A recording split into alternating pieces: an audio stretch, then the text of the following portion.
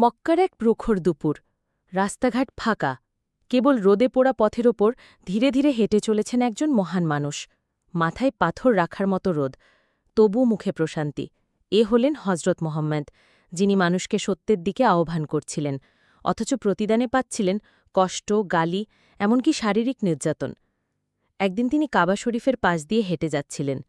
হঠাৎ এক মুশরিক লোক তার পথে এসে দাঁড়াল। হে আবু কাসিম, তুই কি আবার তাওহীদের কথা বলছিস? আমাদের দেবদেবীর বিরুদ্ধে কথা বলছিস? সাবধান করে দিলাম।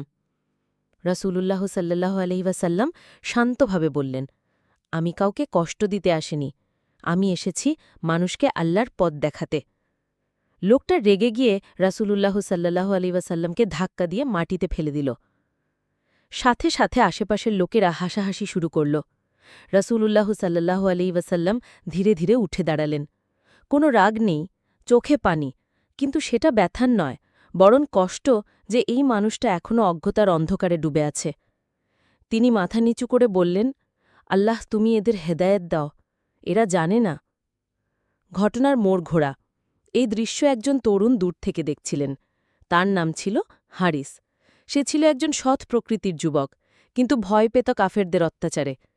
সে মনে মনে ভাবছিল, এমন একজন মানুষ যিনি কখনো মিথ্যা বলেন না, তাকে মানুষ এভাবে কষ্ট দেয় কেন?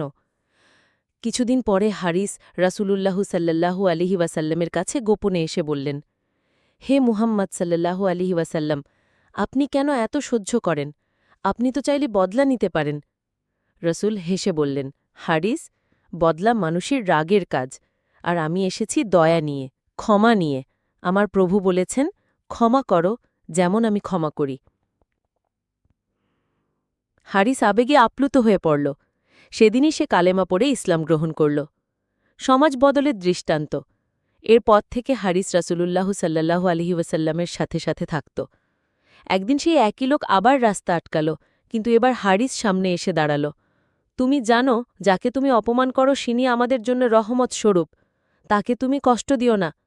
লোকটা অবাক, হারিস যে আগে তার মতোই ছিল। হারিস বলল, তুমি কি জানো আমি আগে কেমন ছিলাম আর এখন কেমন হয়ে গেছি? শুধুমাত্র এই নবীর কথায়। তিনি কাউকে গালি দেন না, মিথ্যা বলেন না, আর তার প্রতিটি কথা মানুষের উপকারের জন্য। লোকটার চোখ ছলছল করে উঠল। সে ধীরে ধীরে চলে গেল। শেষের পরিণতি।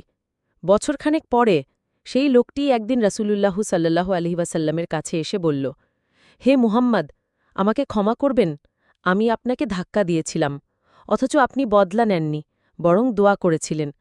রাসূল চোখে পানি নিয়ে বললেন, তোমার তওবা কবুল হোক, আল্লাহ দয়ালু, তিনি সব ক্ষমা করতে পারেন।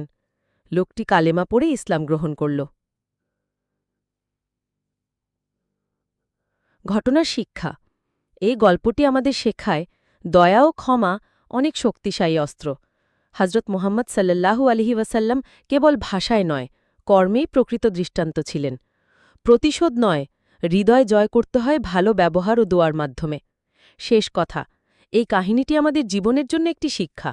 কখনো রাগে প্রতিক্রিয়া না দেখিয়ে ধৈর্য ও মমতার মাধ্যমে অন্যকে সঠিক পথে আনা যায়, যেমনটি করতেন আমাদের প্রিয় নবী হজরত মুহাম্মদ সাল্লাল্লাহু আলাইহি ওয়াসাল্লাম।